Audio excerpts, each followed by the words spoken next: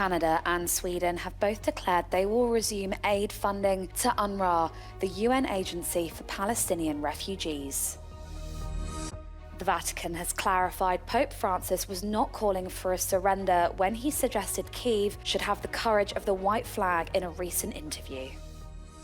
Voters in the Republic of Ireland have voted overwhelmingly against 2 government referenda that would change parts of the constitution referring to family and gender.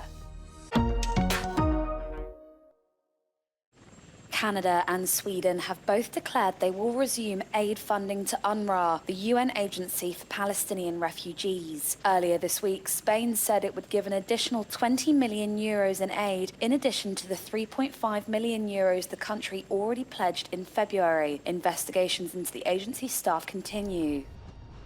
UNRWA is the biggest UN agency operating in Gaza and provides vital humanitarian aid to Palestinians. But officials say the organisation has been at risk of collapse whilst its funding was cut. There is increasing frustration with Gaza's humanitarian crisis and a new willingness to work around Israeli restrictions, with the opening of a new sea delivery corridor this weekend from Cyprus to Gaza, backed by the EU, UK and US.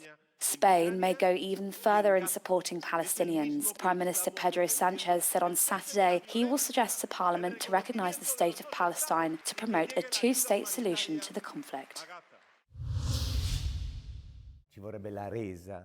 The Vatican has issued an explanation for Pope Francis's comments in a recent interview with Swiss broadcaster RSI, where he suggested Kyiv should have the courage of the white flag and negotiate peace with Russia. The Vatican press team clarified the Pope was not calling for a surrender. Meanwhile, Russia's advancements around the Ukrainian city of Avdiivka have lost momentum after several initial gains. Experts say the terrain does not favour offensive operations. Russian troops are exhausted by months of fighting, and Ukraine has strongly committed to defending the area. Russia has continued its bombing of the Ukrainian city of Kherson. Late on Saturday, more explosions were heard. A 5-story residential building was heavily damaged in a strike the night before, with 2 people killed and 3, including a 7-year-old boy, were injured.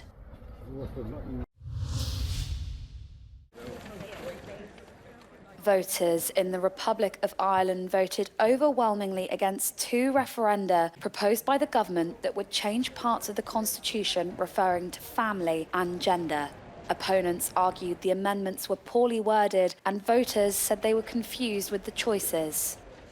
Certainly there was confusion, and all of the blame for the confusion must lie with the government. I mean, for instance, the Electoral Commission was rushed into preparing their documentation.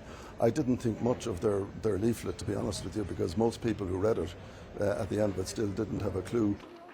The amendments would have broadened the definition of family and removed language about a woman's role in the home. The Irish constitution has been in place since 1937. Irish voters legalised divorce in a 1995 referendum, backed same-sex marriage in a 2015 vote, and repealed a ban on abortions in 2018.